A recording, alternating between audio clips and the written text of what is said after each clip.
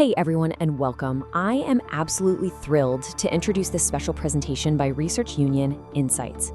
Today we're setting the stage for an explainer that really has the potential to fundamentally change how you view education, personal development, and honestly, the very nature of how we learn. If you've ever sat in a lecture hall or stared at a textbook and thought, this just isn't giving me the full picture, well, you are absolutely in the right place. We're going to explore a framework that takes passive information absorption and transforms it into dynamic, lifelong knowledge. Just consider this thought, often attributed to Benjamin Franklin way back in 1750. He said, "Tell me and I forget, teach me and I remember, involve me and I will learn." It's such a perfect hook for what we're talking about today because it creates this stark contrast between traditional passive learning, where someone is basically just talking at you, and active involvement. And while it's easy to think of modern interactive classrooms as some sort of recent trend, this quote proves the idea actually has incredibly deep historical roots.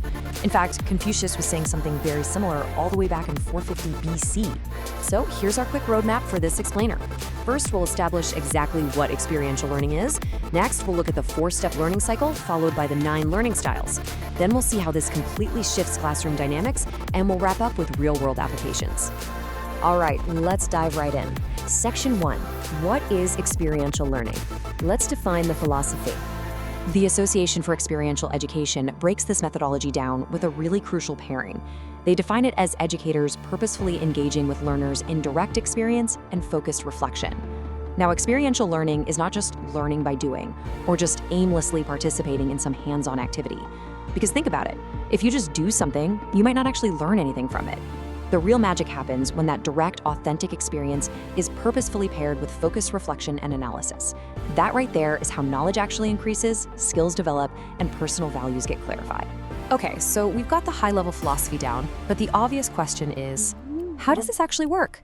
How do our brains take an everyday experience and systematically process it into concrete knowledge that we can actually use later? To figure that out, we arrive at Section 2, the 4-step learning cycle. This is how we create knowledge. Educational psychologist David Kolb mapped out exactly how we create knowledge.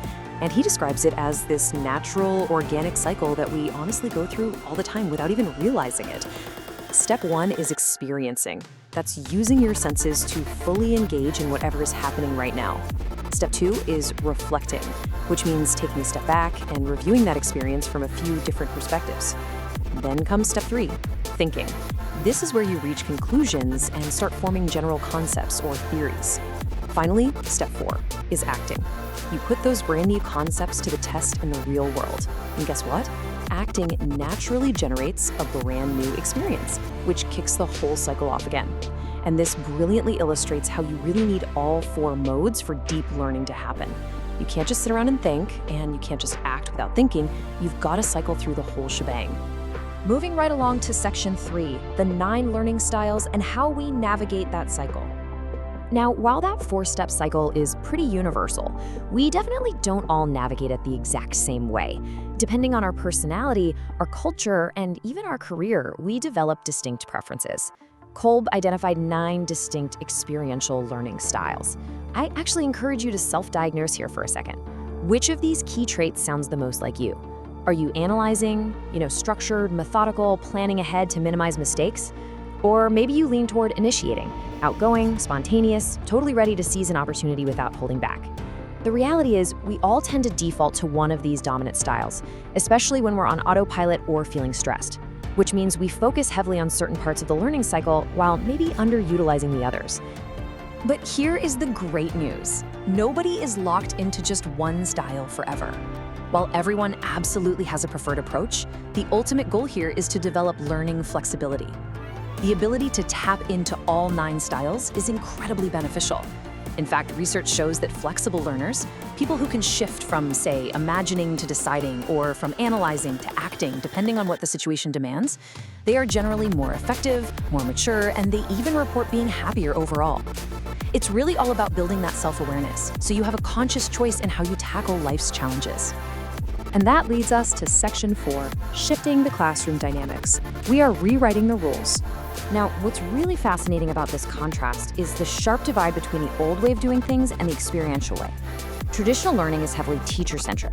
The students are passive, mostly relying on rote memorization in this highly structured environment where a lot of times they're just competing with one another for grades. Experiential learning totally flips the script. It is facilitator guided, the students are active participants, they're cooperating to solve real-world problems, and the environment is intentionally semi-structured to allow for natural, genuine discovery.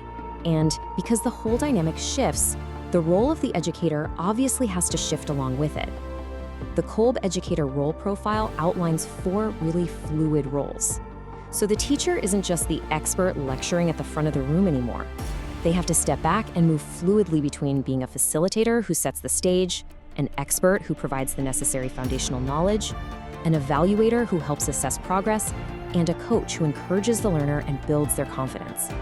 The real impact comes from the educator knowing exactly when to support the learner and when it's time to challenge them.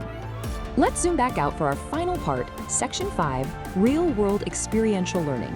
This is practice in action. We've looked at the internal psychology and the classroom, but what does this actually look like out in the wild, particularly in higher education and the modern workplace? Well, institutions like Northern Illinois University provide some fantastic, concrete examples of this in action. We're talking about apprenticeships and clinicals, where students are directly mentored by professionals. It includes cooperative education and internships for actual paid professional problem solving. There's service learning, which benefits the student and the community, and study abroad programs that immerse learners in entirely new cultures. In every single one of these examples, students are getting out into the real world, heavily involved in practical, social, and personal problem solving. So, if you take one thing away from all of this, it's this crucial point. The focus of experiential learning is always placed on the process of learning, not just the product of learning. Think about a traditional setting. The product, like the final grade on a multiple choice test, is pretty much all that matters, right? But in experiential education, the messy process of navigating natural consequences, making mistakes, achieving sudden successes, and then reflecting on all of it, that is where the true value lies. You can't totally predict the outcomes, and honestly, that uncertainty is exactly what makes the learning task so authentic. As we wrap up this Research Union Insights Explainer, I really want to leave you with a provocative thought to chew on. How will you design your next learning experience? Whether you are a student, a working professional, or an educator, you now know that true, lasting learning requires getting your hands dirty, reflecting deeply, and adapting your style along the way. Please, don't just sit back and let education happen to you. I challenge you to actively participate in your own lifelong learning journey. Thank you so much for joining me today, and I'll catch you next time.